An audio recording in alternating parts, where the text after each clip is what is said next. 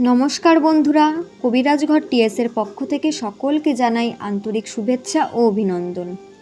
তারা মায়ের কৃপা আপনাদের সকলের মধ্যে বর্ষিত হোক এই কামনা করি। আজ খুব সুন্দর একটি গল্প আপনাদের কাছে তুলে ধরছি, আশা করি সকলের ভালো লাগবে। কথা সত্য যে সবসময় ঈশ্বর মানুষের পরীক্ষা নেন।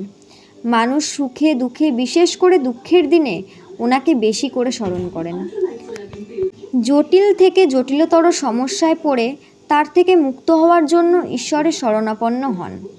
সুতরাং কথা মনে হতেই পারে, যিনি অসম্ভবকে সম্ভব করেন তাকে আবার কোনো পরীক্ষার সম্মুখীন হতে হয়।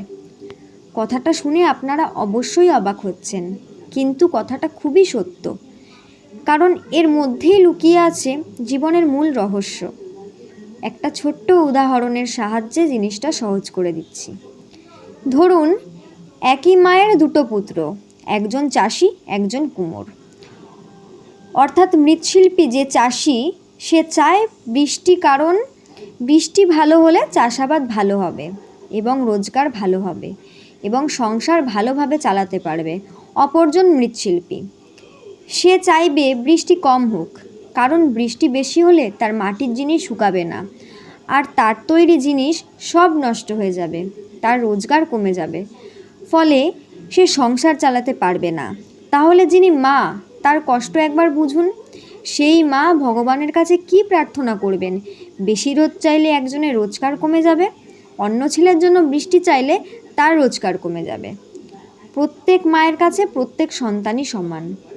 মা সন্তানদের জন্য প্রার্থনা করেন ভগবানের কাছে, তখন ভগবান কি করবেন? তিনিও মুশকিলে পড়ে যান। তখন তিনি সমস্ত দিক বিচার বিবেচনা করেন।